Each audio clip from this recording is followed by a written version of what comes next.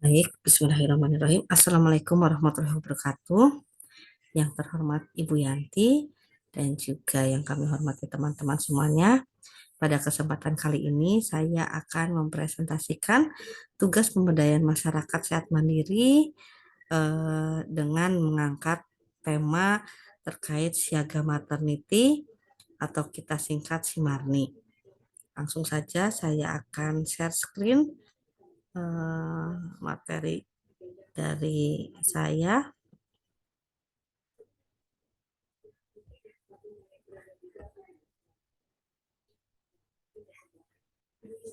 Ya, Simarni atau singkatan dari Siaga Maternity, di mana pilot project ini dilakukan di Kelurahan Bumirejo. Latar belakang kenapa diangkat Siaga Maternity ini atau disingkat Simarni, alasannya karena masih tingginya angka kematian ibu di Kabupaten Kebumen. Ya, kebetulan pada tahun ini Kabupaten Kebumen sudah terjadi 28 kasus kematian ibu, dan di Provinsi Jawa Tengah, Kabupaten Kebumen ini merupakan kabupaten dengan peringkat kedua tertinggi angka kematian ibu. Nah, tentunya dilihat dari penyebab kematian ibu hamil, yang tertinggi yaitu akibat kasus perdarahan dan juga kasus eklamsi. Nah, untuk Kelurahan Bumirejo pada tahun 2017 sampai 2019 itu berturut-turut terjadi kasus kematian bayi, kasus kematian ibu hamil, di mana penyebabnya terutama pada tahun 2018 ada kasus kematian ibu hamil dikarenakan perdarahan ketika persalinan. Nah, ketika terjadi komplikasi perdarahan tersebut, tindakan yang dilakukan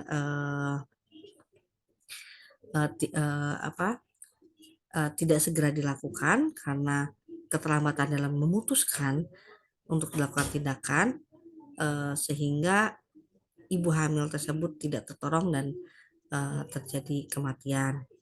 Lalu untuk bayinya, kebetulan ketika proses persalinan bayinya alhamdulillah selamat, tetapi tidak lama kemudian karena bayi tersebut lahir dengan berat bayi lahir rendah dan juga dari keluarga mungkin dari sisi pengasuhan kurang begitu baik, terutama dari keluarga baik dari bapak dan juga kakeknya perokok berat, lalu dari sisi sanitasi yang kurang baik, pengasuhan dari keluarga juga mungkin kurang maksimal sehingga bayi tersebut kondisi kesehatannya memburuk dan mengalami kematian.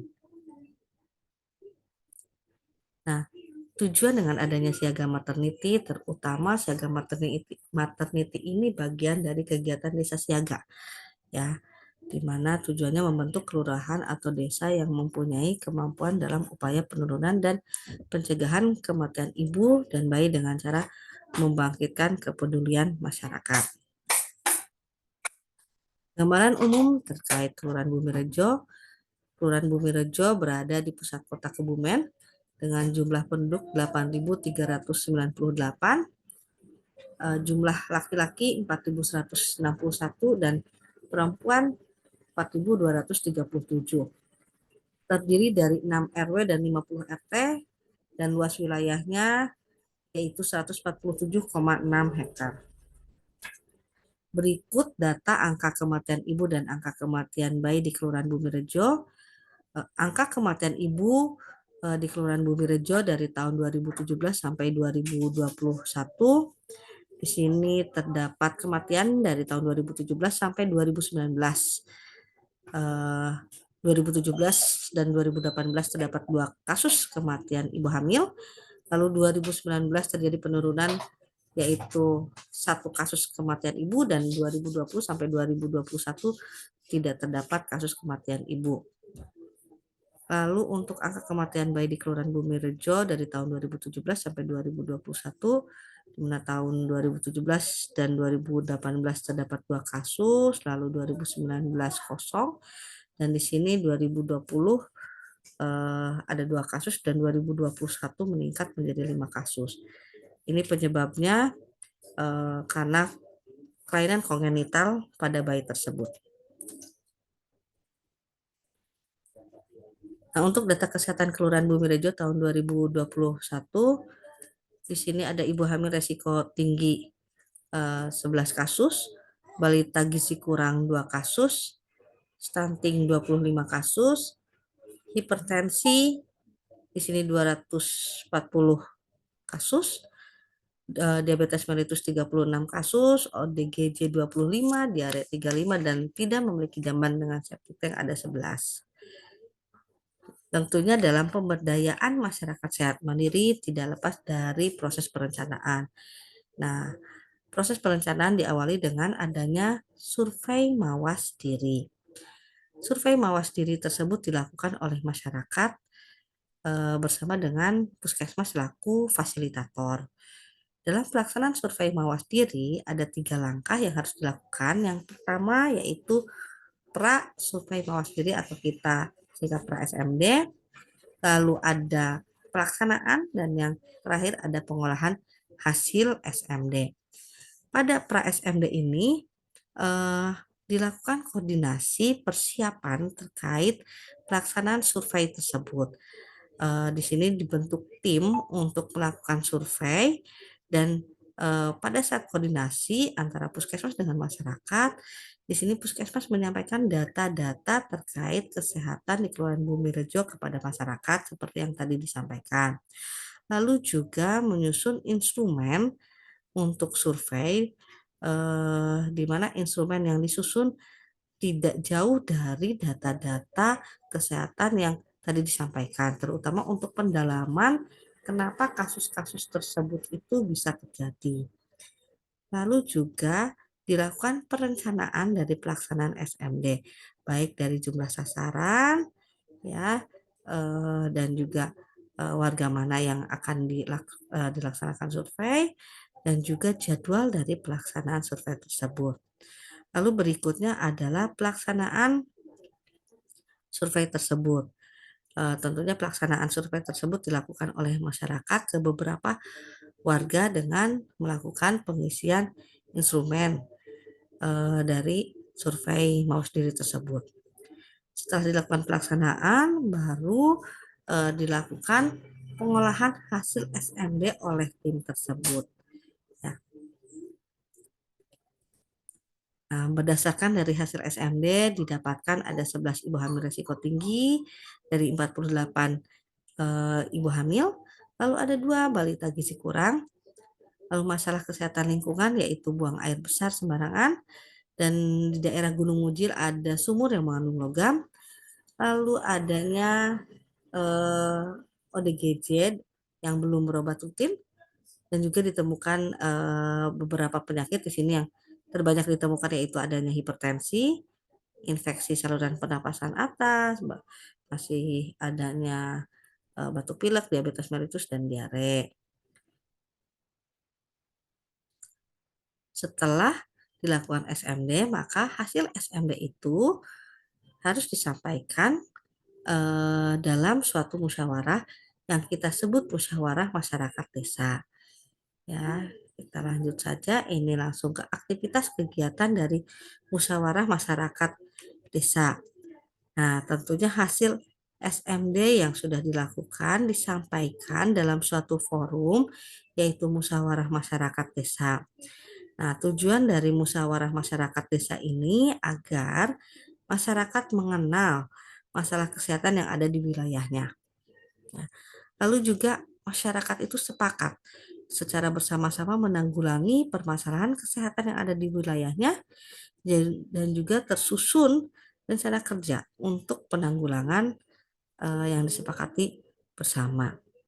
Dalam MMD itu dihadiri oleh kepala desa, lalu perwakilan dari masyarakat, yaitu biasanya tokoh masyarakat, tokoh agama, juga dari kader-kader PKK, dan juga dari unsur lainnya.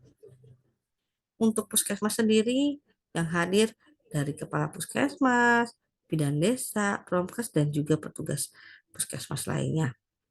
Lalu dalam MMD itu dilakukan prioritas masalah dengan teknik USG. Kenapa harus dilakukan prioritas masalah? Karena dengan banyaknya masalah-masalah kesehatan yang ada, tentunya dengan keterbatasan anggaran, keterbatasan sumber daya, harus ada masalah utama yang menjadi prioritas masalah untuk bisa diselesaikan terlebih dahulu, tetapi tidak mengesampingkan masalah-masalah lain supaya tetap berjalan dan bisa dilakukan penyelesaiannya. Nah, dari hasil USG tersebut maka didapatkan bahwa ibu hamil resiko tinggi ini menjadi ranking pertama ya dengan skor tertinggi. Lalu berikutnya ada hipertensi, ranking kedua, diabetes mellitus ranking ketiga, lalu ada balita gizi kurang ranking kedua dan juga ODGJ dan BABS di salah satu wilayah Kelurahan Bumirejo. Setelah dilakukan MMD, di situ oh ya, dalam MMD juga eh, dibahas terkait perencanaan-perencanaan kegiatan dalam mengatasi masalah tersebut dan juga pembahasan masalah anggaran, baik anggaran yang mana yang bisa diberikan dari puskesmas, mana anggaran yang diberikan dari kelurahan, dan juga anggaran-anggaran lain yang tidak ada di baik di puskesmas ataupun di kelurahan menjadi perencanaan tersendiri untuk mencari penganggarannya oleh masyarakat secara swadaya. Ya, lalu setelah MMD, maka hasil MMD tersebut harus disosialisasikan. Ya, yang pertama tentunya di sini advokasi kepada lurah, karena tadi kesepakatan bahwa penanganan ibu hamil resiko tinggi menjadi ranking pertama, tentunya di sini salah satu upaya dalam penanganan masalah kesehatan ibu hamil adalah dengan mengaktifkan desa siaga, di mana forum kesehatan kelurahan di sini ditunjuk sebagai wadah upaya kesehatan berbasis masyarakat yang bertanggung jawab dalam menjalankan Simarni atau siaga maternity tersebut. Nah, tentunya di sini harus ada pembentukan FKK ya. Jadi struktur organisasinya jelas, kepengurusannya jelas, siapa-siapa saja orangnya dan juga apa eh, apa seksi-seksi di bawahnya yang nanti akan membuat program kerja ke depannya. Nah, lalu di sini juga bekerja sama dengan PMI, kita juga melakukan advokasi dengan PMI karena tadi disampaikan bahwa salah satu penyebab kematian ibu hamil adalah kasus perdarahan. Tentunya eh, dari hasil MMD itu kita harus bisa bekerja sama dengan PMI supaya PMI bisa membantu dalam eh, penyiapan kantong darah dan juga nanti penggalangan pendonor darah untuk ibu hamil yang mempunyai resiko tinggi yang berpotensi terjadinya perdarahan. Ya. Lalu juga perencanaan untuk launching Simarni kepada masyarakat. Ya. Nah, ini untuk solusi pemecahan masalah yang ditawarkan. Tentunya dalam kegiatan Simarni yang pertama dilakukan adalah penguatan pada upaya-upaya promotif dan preventif dengan penguatan perencanaan yang baik untuk program perencanaan dan pencegahan komplikasi. Nah, tentunya di sini karena sasaran utama dalam program ini adalah ibu hamil, sehingga pada ibu hamil dan keluarganya harus mempunyai perencanaan yang kuat terkait eh, kesehatan ibu hamil tersebut, mulai dari perencanaan untuk apa pemeriksaan kesehatannya, mau di mana, di puskesmas kah, atau misalkan di tempat praktek dokter spesialis obgyn, atau di bidan praktek swasta, tidak masalah, tetapi ibu hamil tersebut harus rutin memeriksakan kesehatannya. Lalu program persalinannya di mana, ya, biayanya, dan segala macamnya. Lalu berikutnya, ibu hamil beserta keluarga juga harus sudah menyiapkan calon pendonor darah sebagai salah satu upaya pencegahan komplikasi bila terjadi proses perdarahan, ya. Karena tadi perdarahan menjadi penyebab utama beberapa kasus kematian ibu hamil, maka di sini salah satu upaya bila terjadi komplikasi ibu hamil tersebut harus sudah siap dengan calon pendonor darah dan juga menyiapkan kantong darah dengan menghubungi PMI supaya bila terjadi komplikasi kantong darah sudah siap. Ya. Nah, di sini tentunya Forum Kesehatan Kelurahan dibentuk sebagai wadah upaya kesehatan berbasis masyarakat yang nantinya bertanggung jawab dalam pelaksanaan kegiatan Simarni. Dalam FKK tersebut ada 4 pilar. Ya, yang pertama adalah seksi upaya kesehatan.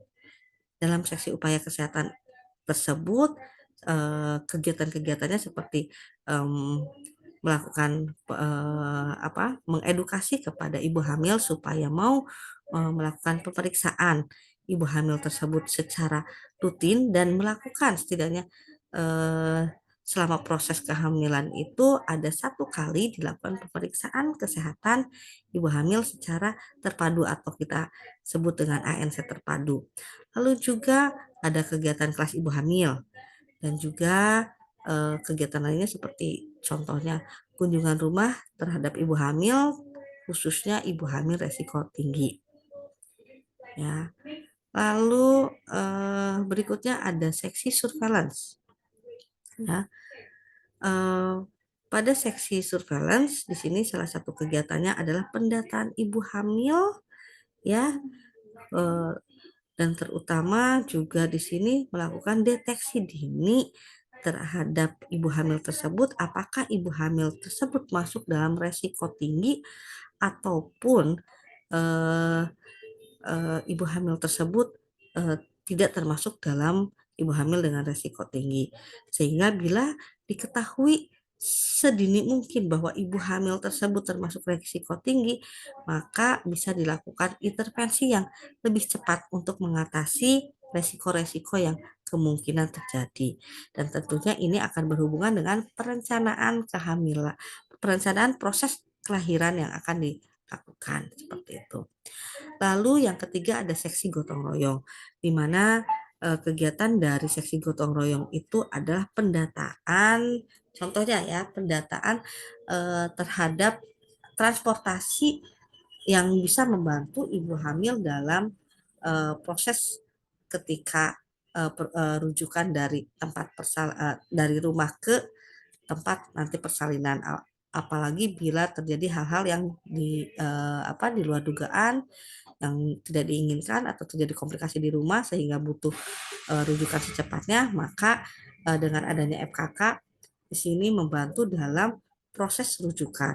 Jadi salah satu kegiatannya adalah pendataan kendaraan yang bisa yang bisa dijadikan sebagai ambulan desa. Ya, lalu juga pendataan terhadap calon pendonor darah, di mana kegiatan tersebut bekerja sama dengan PMI. Jadi FKK bekerja sama dengan PMI mengadakan donor darah secara rutin sehingga eh, bisa mendata golongan-golongan golongan darah di warganya, dan juga di sini pendataan untuk satu ibu hamil itu diharapkan mempunyai 5 calon pendonor darah, ya. Dan yang terakhir adalah seksi pembiayaan, ya. Tentunya dalam mengadakan program-program kerjanya FKK itu membutuhkan pembiayaan seperti yang tadi disampaikan, ada dana dari puskesmas dan juga dari kelurahan, tetapi tentunya ada kegiatan-kegiatan yang tidak bisa atau belum ada pembiayaannya baik dari puskesmas ataupun dari kelurahan, sehingga di sini seksi pembiayaan adalah mencari donatur untuk bisa membantu dalam FKK dalam menjalankan tugasnya. Misalkan mencari donatur untuk penyediaan gizi kepada ibu hamil yang status gizinya kurang baik. Ya. Nah, di sini untuk sumber daya pendukung dari kegiatan, yang pertama ada sumber daya manusia.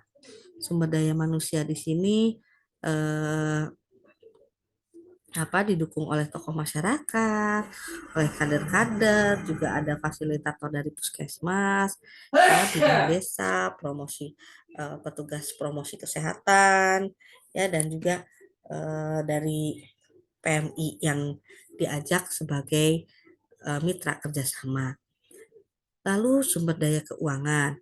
Sumber daya keuangan yang pertama dari puskesmas dengan adanya biaya operasional kesehatan dari Kemenkes, lalu juga ada dana dari kelurahan, ya, dan juga karena kelurahan Bumirejo ini di pusat kota bisa melakukan CSR dengan tempat-tempat usaha yang ada di kelurahan Bumirejo tersebut, dan juga swadaya dari masyarakat yang mau membantu dalam mendukung dana sehat dari FKK Kelurahan Bumirejo.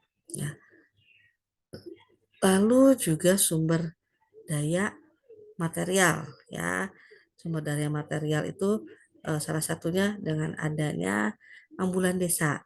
Ya, ambulan desa di sini didapatkan dari salah satu masjid yang mempunyai ambulan, di mana ambulan tersebut siap untuk merujuk seluruh kasus apapun di mana masyarakat membutuhkan alat transportasi ke rumah sakit.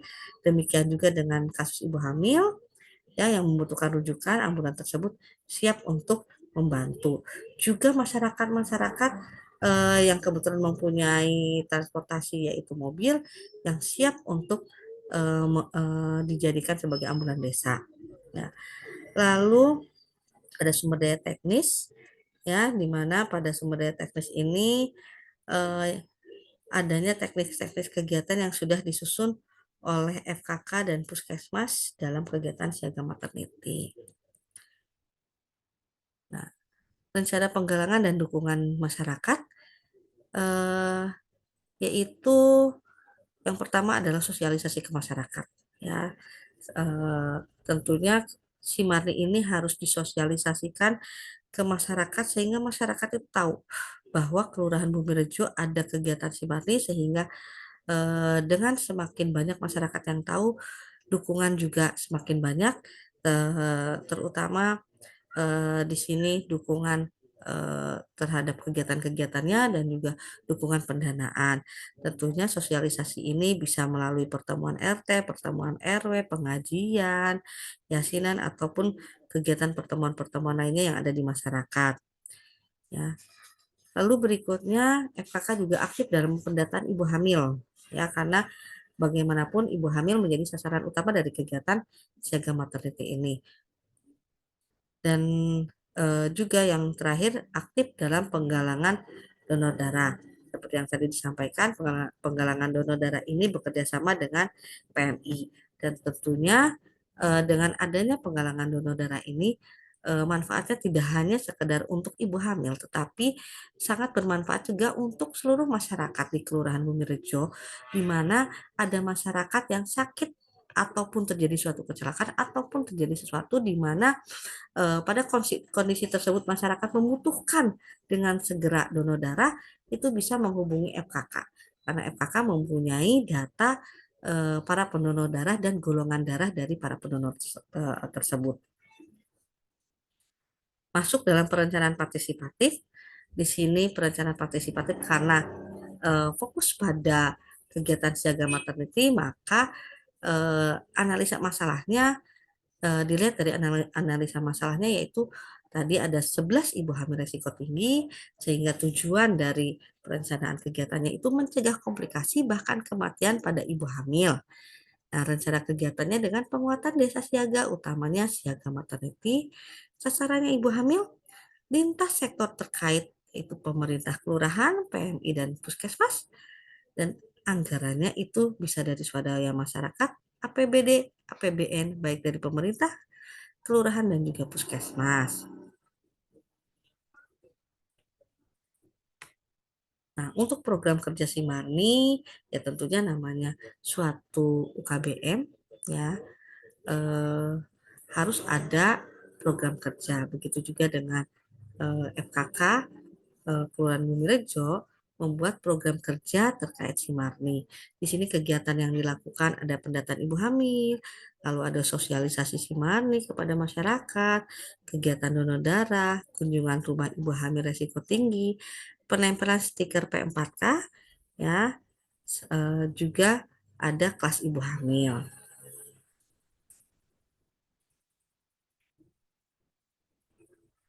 Nah, ini untuk rencana kegiatan anggarannya, ya.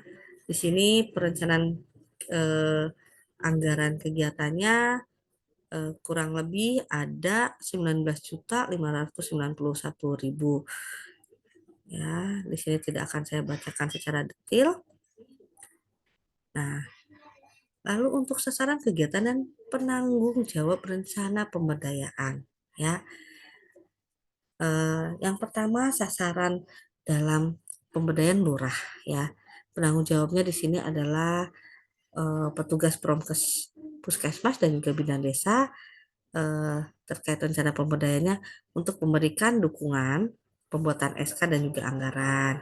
Prosedurnya tentunya dengan advokasi, dengan menyampaikan data dan alternatif pemecahan masalah. Lalu ada tokoh masyarakat, tokoh agama.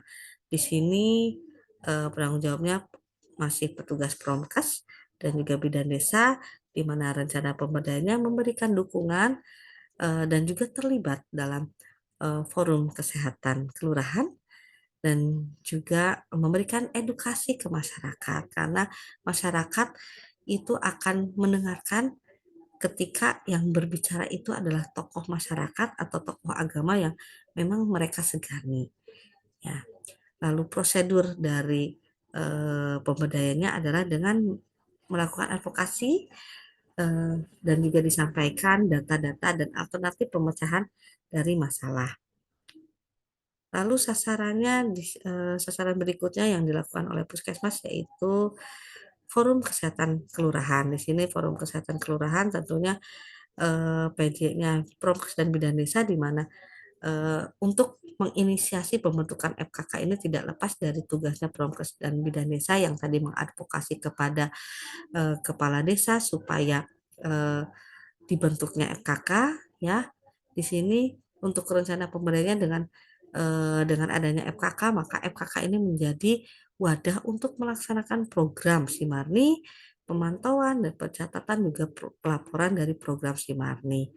Nah, prosedurnya yaitu membentuk struktur organisasi FKK dan menyusun peran dan fungsi masing-masing pengurusnya. Seperti tadi yang saya sudah jelaskan, ada 4 pilar terkait FKK, di mana masing-masing pilar tersebut atau seksi tersebut mempunyai peran dan fungsinya masing-masing.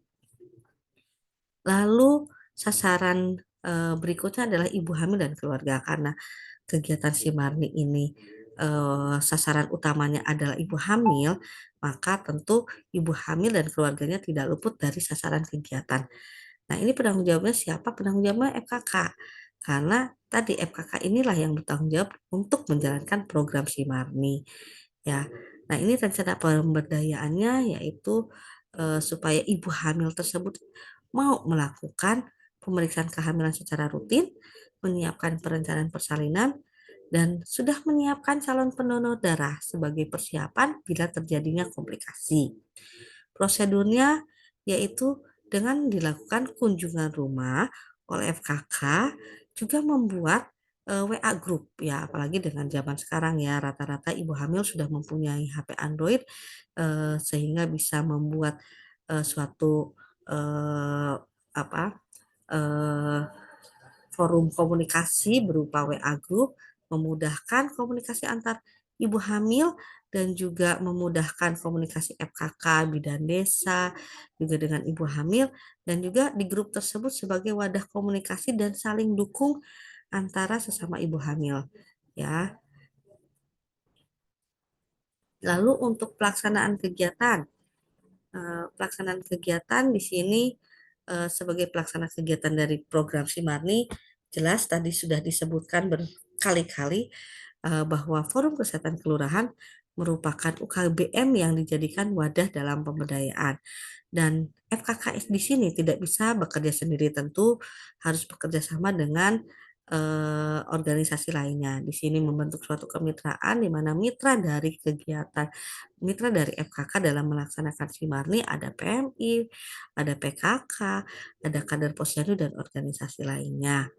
Ya, lalu juga dalam pelaksanaan kegiatan tidak lepas dari pencatatan dan pelaporan. Nah, di sini harus ada form pencatatan dan pelaporan kegiatan ya sebagai bukti dari kegiatan Simari sudah dilakukan ya. Nah, ini bentuk form pencatatan dan pelaporannya di mana ada data nama ibu hamil, nama suaminya, alamat, ANZ terpadunya apakah sudah dilaksanakan atau tidak, lalu resiko kehamilannya apa saja, apakah termasuk resiko tinggi atau tidak, rencana persalinannya di mana, dan juga calon pendonor darah. Nah, untuk pembinaan dan kelestarian dari kegiatan Simarni ini tentunya harus ada pertemuan berkala yang dilakukan oleh Forum Kesehatan Kelurahan. Setidaknya minimal 1 bulan sekali. Lalu ada orientasi atau pembekalan untuk pengurus FKK ya. Nah, pembekalan pembekalan tersebut dilakukan supaya para pengurus FKK ini mempunyai pengetahuan ya, wawasan dalam mengedukasi ibu hamil tersebut. Tentunya tanpa ada bekal ilmu, para pengurus FKK ini juga tidak akan percaya diri dalam melakukan edukasi kepada ibu hamil tersebut, ya. Dan juga selanjutnya ada sosialisasi kegiatan Simari kepada masyarakat, ya. Nah, rencana sosialisasinya tadi sudah disampaikan. Setiap ada kegiatan pertemuan di masyarakat, kita selalu sosialisasikan kegiatan Simarni. Lalu juga berikutnya ada peraturan. Peraturan ini dibuat oleh lurah sebagai penguasa wilayah di situ. Dibuat kebijakan kelurahan. Contohnya adalah kebijakan kelurahan dengan membentuk FKK dengan adanya SK, lalu juga dana sehat supaya bisa memperkuat FKK dalam penggalangan dana sehatnya, dan juga membuat suatu edaran bahwa semua ibu hamil harus mengikuti kelas ibu hamil beserta dengan suami ataupun salah satu keluarganya ya. Eh, Lalu juga ada monitoring evaluasi. Di sini tentunya pemantauan kegiatan Simarni harus terus menerus dilakukan oleh Puskesmas dan juga pemerintah kelurahan untuk memastikan bahwa kegiatan Simarni itu memang berjalan sesuai dengan apa yang diharapkan. Nah, tentunya dalam suatu program biasanya ada hambatan dan tantangan. Nah, hambatan dari program Simarni ini yaitu masih tingginya persepsi masyarakat bahwa masalah kesehatan itu merupakan tanggung jawabnya puskesmas. Nah, untuk ibu hamil pun masyarakat masih menganggap itu tanggung jawab keluarganya. Nah, itu menjadi tantangan tersendiri bagaimana mengedukasi masyarakat bahwa ibu hamil ini menjadi masalah, menjadi tanggung jawab bersama karena tadi bahwa kematian ibu ini mempunyai dampak yang sangat besar terhadap masa depan bangsa. Jadi apabila kematian ibu hamilnya tinggi, ini potensi bayi-bayi yang nanti dilahirkan tanpa ada pengasuhan dari seorang ibu berpotensi mengalami apa, stunting, mengalami eh, apa, kasus status gizi yang tidak baik, sehingga nanti perkembangan eh, bayi tersebut juga tidak baik dan juga nanti ke depannya menjadi generasi yang bisa dikatakan tidak begitu bagus perkembangan kesehatannya, sehingga SDM mereka pun tidak bisa terbentuk dengan maksimal, ya. Eh, dan juga angka kematian ibu menjadi indikator pembangunan masyarakat di suatu daerah.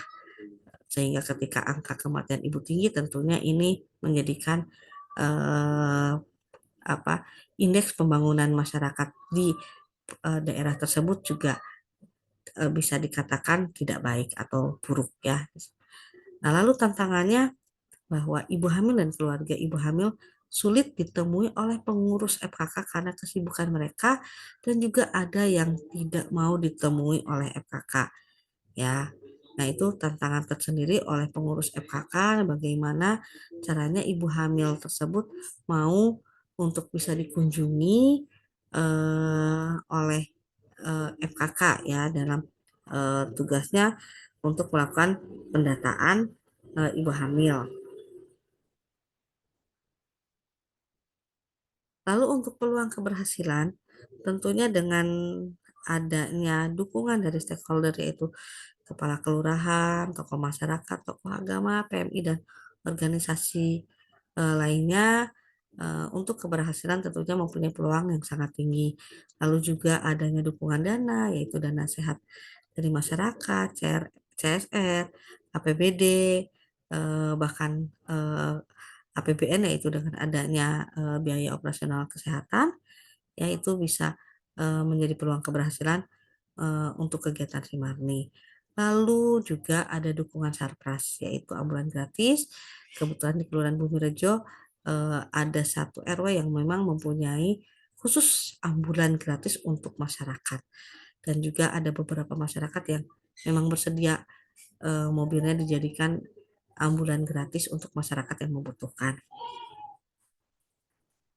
Baik, mungkin itu saja yang bisa kami sampaikan terkait pemberdayaan masyarakat sehat mandiri di Kelurahan Bumirejo dengan mengangkat tema siaga maternity. Mudah-mudahan apa yang saya sampaikan bisa bermanfaat. Demikian yang bisa kami sampaikan. Terima kasih. Wassalamualaikum warahmatullahi wabarakatuh.